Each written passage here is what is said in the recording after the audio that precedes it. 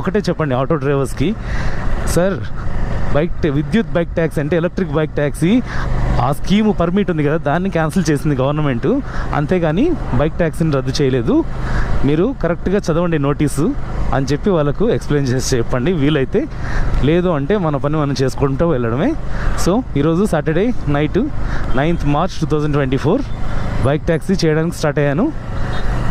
పరిస్థితి ఎలా ఉంది మొత్తం అంతా మీకు చూపిస్తాను. వీడియోని పూర్తి వరకు చూడండి, నచ్చితే లైక్ చేయండి, సబ్స్క్రైబ్ చేసుకోవడం మర్చిపోద్దు. Thank you so much for your support.